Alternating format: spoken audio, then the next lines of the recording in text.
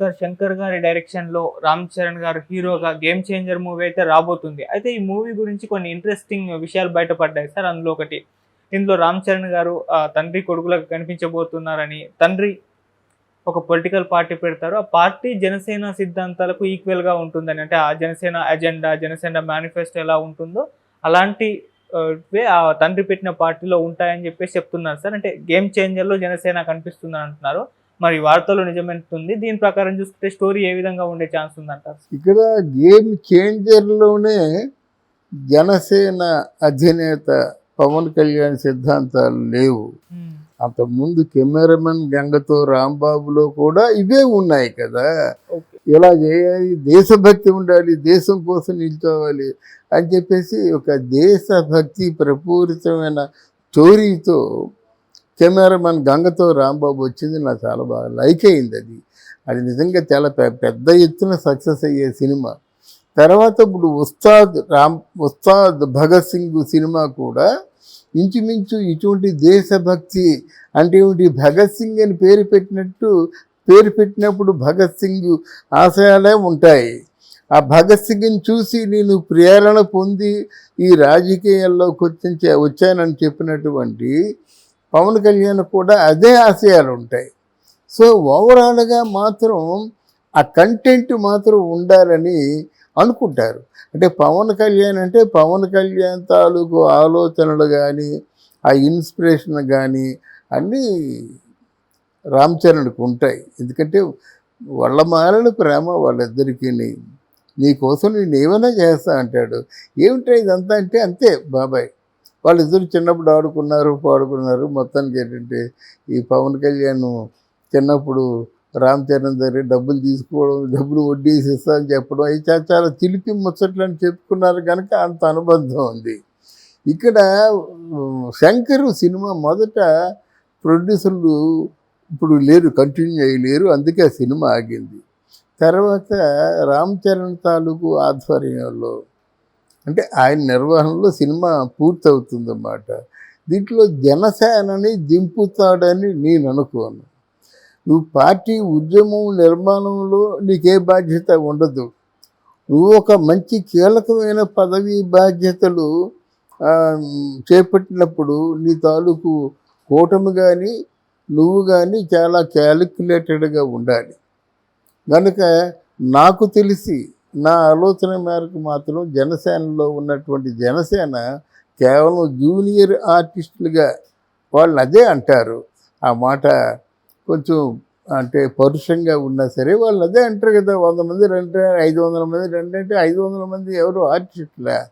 అందువల్ల అటువంటి స్థితి రానివ్వడని నేను అనుకుంటున్నాను. ఫస్ట్ ఆఫ్ ఆల్ ఇది.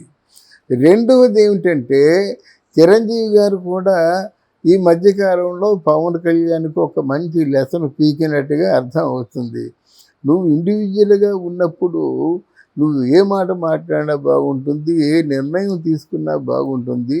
నువ్వు తీసుకునే నిర్ణయాలు బాగుంటే నీ చెప్పేవాడిని కాదు, కొంచెం రెచ్చగొట్టే విధంగా ఉన్నాయి కనుక అది కుటుంబం మీద ప్రభావం చూపిస్తుంది. అలా నీ తాలూకు ఇండివిజువల్ మెంటాలిటీ మీద కూడా ప్రభావం చూస్తుంది. కొంచెం జాగ్రత్తగా ముందుకి రాజకీయాల్లో నువ్వే ఉంటావు, పెద్ద హీరో అయిపోయావు. అసలు నిజమైన గేమ్ చేంజర్ ఎవరంటే నువ్వే.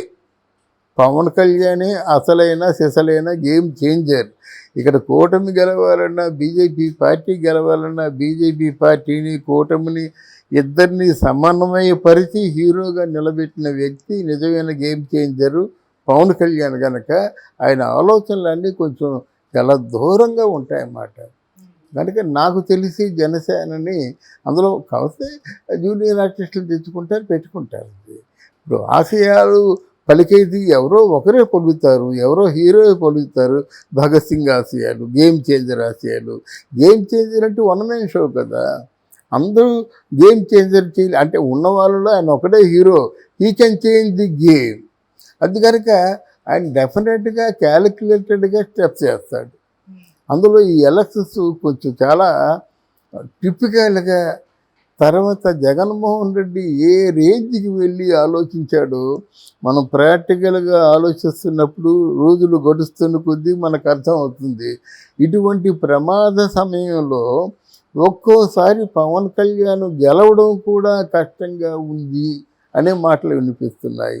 అప్పుడే 1,00,000 ఓట్లు పవన్ కళ్యాణ్కి ఎగనెస్ట్గా పడ్డాయన్నటువంటి వార్త వినిపిస్తుంది. అంటే స్ట్రాంగ్ రూములో ఉన్నటువంటి ఆ బాక్సులు ఎవరు తీశారు, ఎవరు లెక్క పెట్టారు అనే ప్రశ్న రాలేదు, వస్తుంది. ఎలక్షన్ కమిషన్ కొంచెం స్ట్రిక్ట్గా ఉంది కనుక అసలు 1,00,000 ఓట్లని నువ్వు ఎలా చెప్పగలుగుతున్నావు? అంటే ఎవడికి మట్టుకు వాడు చాలామందిని చూశానండి. ఎవడికి వాడు కొంతమంది అంటారు వైసీపీ పార్టీకి 150కి 1 తక్కువ వచ్చు కానీ వైసీపీ గెలిచేస్తుంది అంటాడు. ఇంకోటేమో వైసీపీలో కొంతమంది ఉన్నారన్నమాట, వాళ్ళు చాలా సీరియస్గా వాళ్ళ సీనియారిటీని కోల్పోతున్నారు, వాళ్ళ మీద విశ్వసనీయతని కూడా కోల్పోతున్నారు, వాళ్ళ పార్టీకి వాళ్ళే కొంత చెడ్డ చేస్తున్నారన్నమాట. ఈరోజు నిజంగా వైసీపీకి పార్టీకి 150కి తక్కువ వస్తాయి, 2, 3 అంటే ఈ ఎలక్షన్స్ వేస్ట్. ఈ ఎలక్షన్స్లో పవన్ కళ్యాణ్ పాల్గొనడం వేస్ట్. ఈ ఎలక్షన్లో చంద్రబాబు నాయుడు కూడా పాల్గొనడం వేస్ట్. అంత అమాయకుల, అంత అంటే నిర్మాణం, అంత చైతన్యం, అంత రిజల్ట్ బేస్డ్గా చేయకుండా ఉండడానికి వీళ్ళు నిన్నగాక మొన్న రాజకీయాల్లో అడుగుపెట్టారా? పవన్ కళ్యాణ్కే 14 ఏళ్ళు అవుతుంది, ఆయన 44 ఏళ్ళు అవుతుంది. వాళ్ళకున్న ఆలోచనలు వాళ్ళకు ఉంటాయి కదా. అందువల్ల ఏ ఆలోచన పరాయి వారికి మాత్రం దొరకకుండా వీళ్ళు వాళ్ళ తాలూకు పార్టీని నడిపించవలసిన అవసరం ఉంటుంది. ఇంకొక 13 రోజుల్లో రిజల్ట్ వచ్చేస్తుంది. అప్పుడు ఎవరెవరు ఏంటో ఎవరెవరు ఏం చేస్తారో తెలుస్తుంది. ఇప్పుడు పార్టీ కార్యకర్తలు ఉన్నారంటే నువ్వు వెళ్ళి గేమ్ చేంజర్లో ఆర్టిస్ట్గా ఉండమంటే వాడు ఉంటాడా?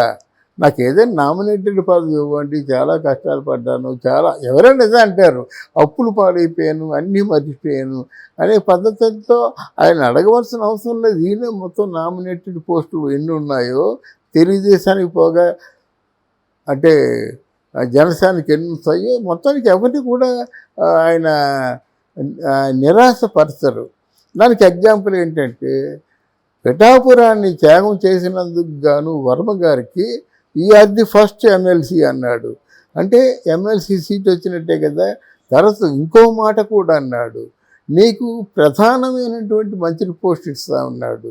అంటే మంత్రి పోస్ట్ వచ్చేసినట్టే కదా. అలాగే ఈయన కూడా అంటే సాధారణంగా ఆహ్వానించాలి కదా జనసేనని. గనుక నా అంచనా ప్రకారంగా వీళ్ళని ఆర్టిస్టులుగా తోలడు, ఒక మందని తోలినట్టుగా తోలడు. వాళ్ళ కష్టాన్ని తగినటువంటి డెఫినెట్గా ఏదో ఒక ప్రతిఫలం ముట్టి చెప్తాడు. ముట్టకపోతే మనమే చెప్పుకుంటాం, ఆయన పవన్ కళ్యాణే కాదు, ఆయన మరో జగన్ అంటాం. మనకి అసలు మొహమాటం ఎందుకు? నువ్వేం చెప్పావు అది చెయ్యు.